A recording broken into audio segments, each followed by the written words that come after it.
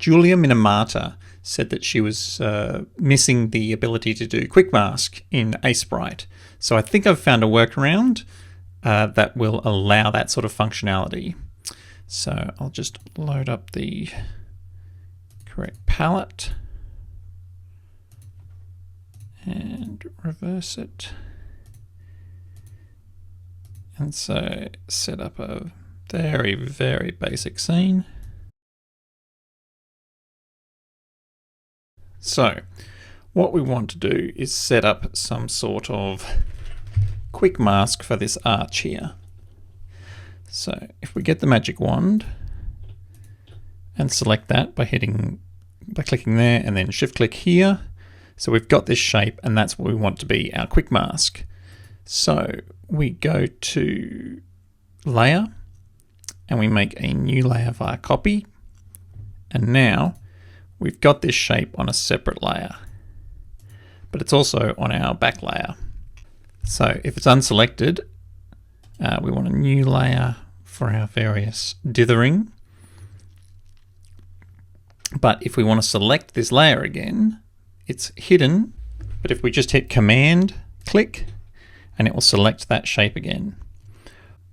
So if we want to get the cyan color, we'll make sure the background's selected, make a new layer via copy.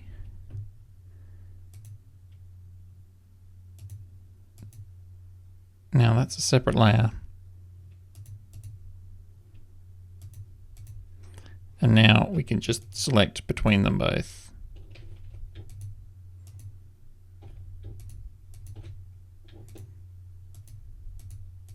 But we can't see it. So if we go into here, hit thumbnails and make that at least too big,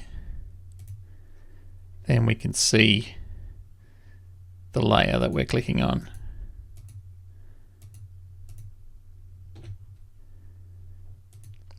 And then draw on our dither layer on top. Now the trick to the dither layer is we can select,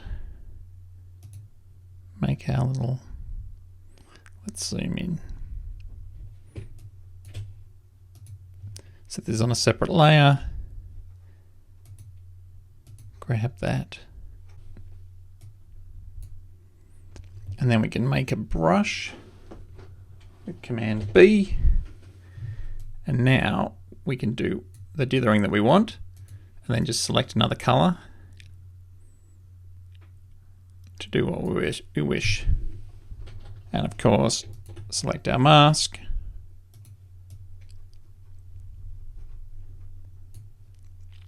And paint with whatever tool we want.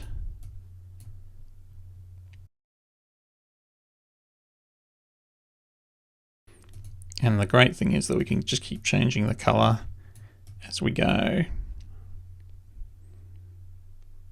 Which is such a neat function. And to get back out of this, we hit back, but it might be useful to save the brush so that we can set it to a hotkey so we can get it back whenever we need it, which I've already done.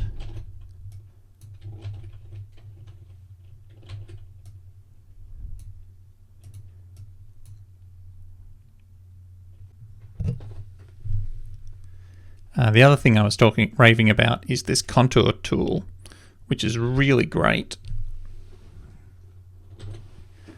for building up shapes. So if we get our, so we can blotch in our shape, and then we can give it a little bit more.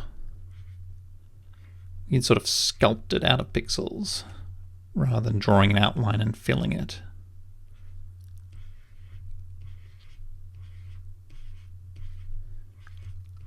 And I find this to be very useful for rocks and various organic debris.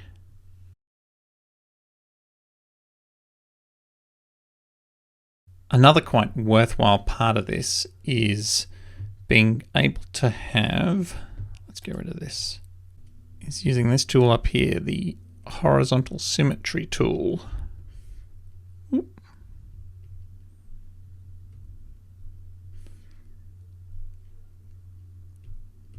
which can be pretty neat for getting a perfectly symmetrical room. So if you wanted a new wallpaper texture,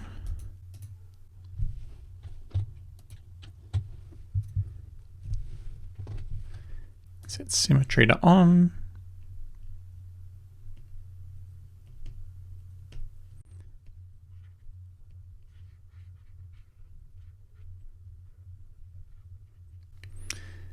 Then select the whole thing.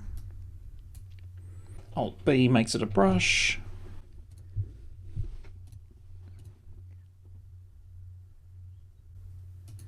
Command B makes it a brush. And now if we mask this off, we can paint our wallpaper on, or even change the color.